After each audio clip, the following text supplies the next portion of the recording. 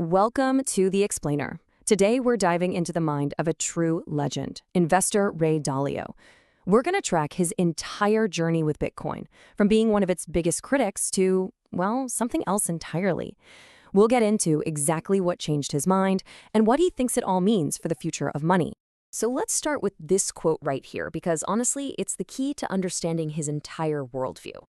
This one idea, that just holding on to cash is a losing game, is the reason he even started looking at an alternative like Bitcoin in the first place. All right, so Ray Dalio, the guy who founded Bridgewater Associates, the biggest hedge fund in the world, he didn't just kind of ignore Bitcoin at first. No, he was a vocal skeptic. He openly dismissed it for years. So what on earth could make a guy like that do a complete 180? Well, the big turning point for Dalio was actually pretty simple. It was survival. I mean, for an investor who thinks in terms of decades, not just years, the fact that Bitcoin has been running 24/7 for over a decade and its core programming has never been hacked, that's a technical achievement he just couldn't ignore anymore. Okay, so that brings up a really good question, right? Because we see headlines about Bitcoin hacks all the time. And this is where Dalio's thinking gets really sharp. He makes a crucial distinction between the Bitcoin network itself and the places people choose to store their coins. And it all comes down to this core crypto saying, not your keys, not your coins. See, the Bitcoin network itself is like a digital fortress. It's incredibly secure. The hacks you read about, they almost always happen to third parties, like an exchange, or because of simple user error. The takeaway is, if you don't control your private keys, you're basically trusting someone else with your money. And that's where the real risk comes in. For Dalio, Bitcoin isn't just this thing that exists on its own. He sees it as a brand new player in this huge global competition to decide what money is even going to look like in the future. It's a high-stakes race.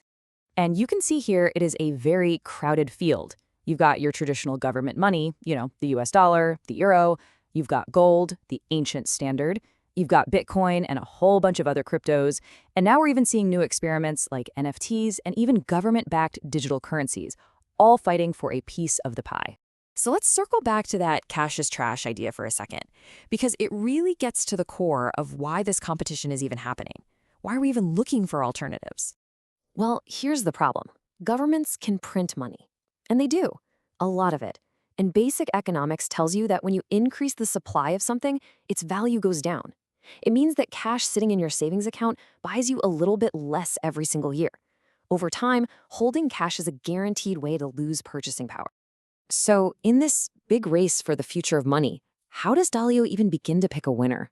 Well, he boils it down to a simple two-part test. First, can you easily buy stuff with it? And second, and this is the big one, does it actually hold its value over the long haul? This simple framework leads him to a classic showdown. So Dalio puts Bitcoin, the new kid on the block, head-to-head against gold, the asset that has been humanity's go-to store of value for, well, forever. And he compares them across a few really important categories. First up, history.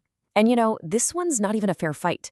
Gold has a track record that spans millennia across countless civilizations. Bitcoin, on the other hand, is basically a teenager. It's done some amazing things, for sure, but it still has a lot to prove. Easy win for gold. Next up, privacy. Now, Dalio really values privacy, and here he gives the clear advantage to gold. Think about it. A gold coin is a physical object. A transaction can be completely private, untraceable. Bitcoin is the opposite. Every single transaction is recorded forever on a public ledger that anyone can see. It's traceable. And finally, maybe the biggest test of all, who do the big institutions trust? Central banks, the bedrock of the global financial system, hold massive amounts of gold in their vaults. Dalio is pretty convinced they are never going to do the same thing with Bitcoin. So on this front, gold is the undisputed champion. Okay, so after that showdown, you might think he'd write Bitcoin off. But that's not what happens. Where does this legendary investor actually land on it all? His conclusion isn't based on emotion. It's totally pragmatic. It's all about relative value. Now, here's where his analysis gets really interesting. He doesn't compare Bitcoin's value to all the gold in the world. He makes this really smart distinction. He only compares it to what he calls investable gold, the stuff held by private investors and funds. He says, look, Bitcoin isn't competing with the gold that's in jewelry or sitting in central bank vaults. So when he does that specific comparison, he sees that Bitcoin's total value is about 1/5, or 20%, of the private gold market. And to him, that feels about right. He sees that as a reasonable valuation. For now, he thinks of Bitcoin as a significant asset, sure, but definitely the junior partner to gold. So what does all this mean for you, for an actual portfolio? After all that deep thinking and analysis, Dalio's advice boils down to a single, simple number, 1%.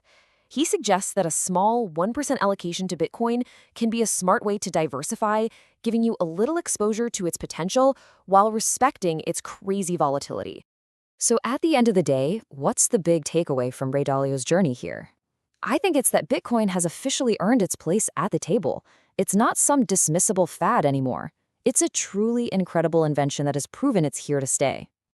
But, and it's a big but, in his view, it's still a highly speculative asset. It just can't match the thousands of years of trust that we have in gold. In the end, Dalio's own journey from being a total skeptic to putting 1% of his portfolio into it, that's probably the most powerful signal you can get that the old guard of finance is finally taking this stuff seriously. And for an asset that's barely a decade old, maybe being the junior partner to gold is just the beginning.